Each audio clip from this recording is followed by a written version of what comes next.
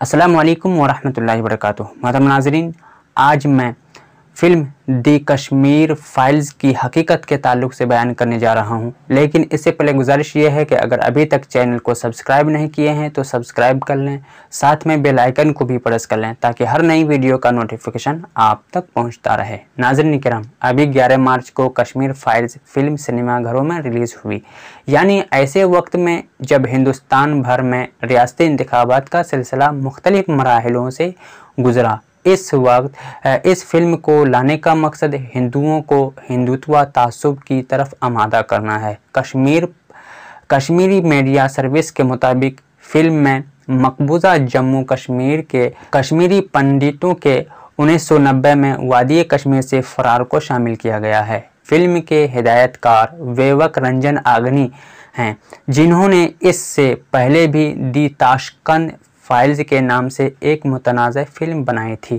जिसमें बुनियादी तौर पर एक अहम सवाल पूछा गया था कि नेताजी सुभाष चंद्र बोस को किसने मारा, और अब भी इसी तरह एक मुतनाज़ फिल्म दी कश्मीर फाइल्स बना डाली। नाज़रीन किराम, फिल्म के मद्दाहों का कहना है कि दी कश्मीर फाइल्स फिल्म का प्रीमियर देखकर रोने लगेंगे। लेकिन क्या इस फिल्म के मद्दाह बस्तर के आदिवासियों के बारे में जानते हैं? बस्तर के आदिवासियों पर फिल्म बनी तो चिल्लो भर पानी में डूबकर मरने को दिल चाहेगा। दलितों पर हज़ारों साल पुराने बरहमनी मजालिम को जानते हैं?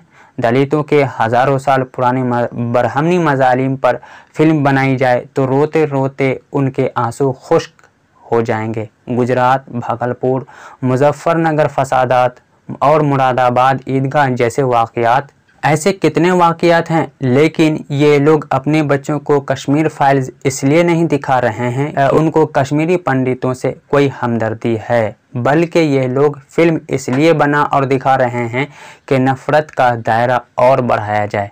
याद रखें, ज़ख्म पर मरहम रखा जाता है, कुरेदा नहीं। कुरेदने से ज़ख्म हरा होता है।